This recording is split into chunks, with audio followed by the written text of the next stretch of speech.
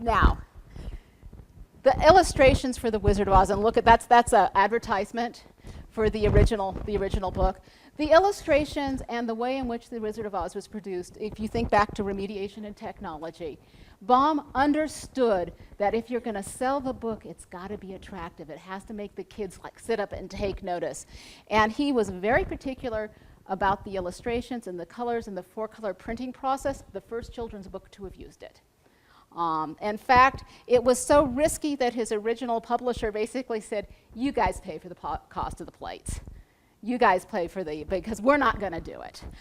So he brings his a lavishly illustrated book in.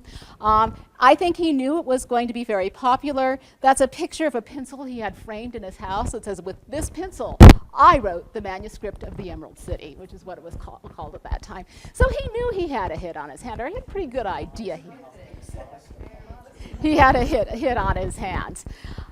1900, the first Wizard of Oz, The Wonderful Wizard of Oz, comes out. It's well-reviewed. It's an amazing hit. It's seen as an American fairy tale in that what it does is it doesn't the dark tales of Grimm. It's light, it's optimistic, it's gentle. This is a wonderful thing.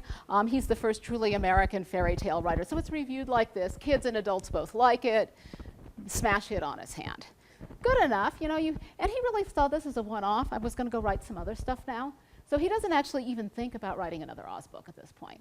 I'm done with Oz. I'm going to go on. I did The Life and Times of Santa Claus. I did The Wonderful Monarch of Mo. I worked on the animal alphabet. There's all sorts of other things I'm writing right now.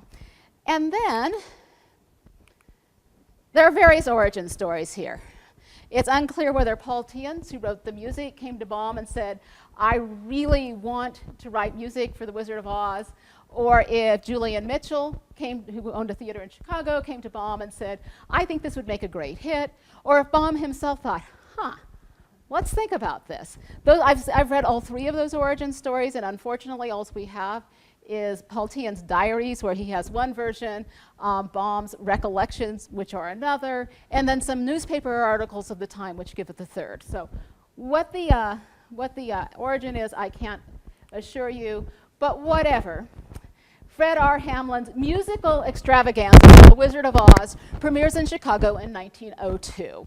And so you'll see the act there. At the beginning, Baum is not entirely pleased with what happens. He and Paul Tiens write a book and some music that adheres pretty closely to the actual text. And then Mitchell and Hamlin get a hold of it and say, oh, God, that's never going to sell to the audiences. Dorothy becomes an ingenue, a love interest is introduced. The dog is much too difficult to deal with, so we get Imogen the cow instead. And we get a lot of song and dance numbers that are really more vaudeville than Oz. It's more vaudeville than narrative. Baum is, at the beginning, Baum is appalled. It's just like, oh, Lord, my Nebraska wizard is this, and an Irishman, and what has happened? This is how popular it is. And I'm going to give you a quick quote. And then he starts realizing, wow, this is really working, and I'm going to change my tune. So this is from an interview that's given about 6 months after the original one. To describe them, the characters, with pen and ink is very different from seeing them actually live. When the Scarecrow came to life on the first night of The Wizard of Oz, I experienced a strange sensation of wonder and awe. The appearance of the Tin Woodman made me catch my breath spasmodically. And when the gorgeous poppy field with its human flowers burst into view, more real than my fondest dreams had ever conceived, a big lump came to my throat. So he goes with the technology and remediation here. Wow, this makes it more real. It appeals to different audiences, and it did indeed appeal to different audiences. Here are just a few kind of clips from our stills from the production. There's the tornado coming. State-of-the-art special effects. The critics were, oh my God, I can't believe the special effects here. I can't believe the money. I can't believe the fact that the Emerald City drips with gold and bright light. Here's a production number at the very end in the Emerald City.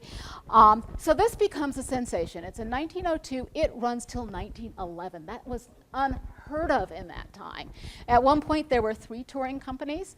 It came back to Chicago and New York repeatedly, standing room only. People would come and sing the songs.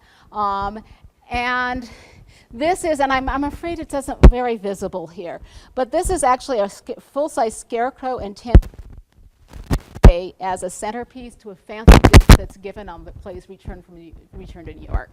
So again, this is amazing. Talk about create buzz. You immerse the audience. You foster an emotional connection. And again, synergy, because the play made the book a bestseller. I mean, it even submitted. So Frank, who was not going to write any more Oz books, decides, should probably do this. This is Montgomery and Stone, who played the Tin Woodman and the Scarecrow, and you can see where the costumes carry over in the film, in the play, and they were an overnight sensation. They were the most popular pieces of the show. This is the front page of The Land of Oz. So you notice, he picks up and says, let us make sure I'm tying the Land of Oz back into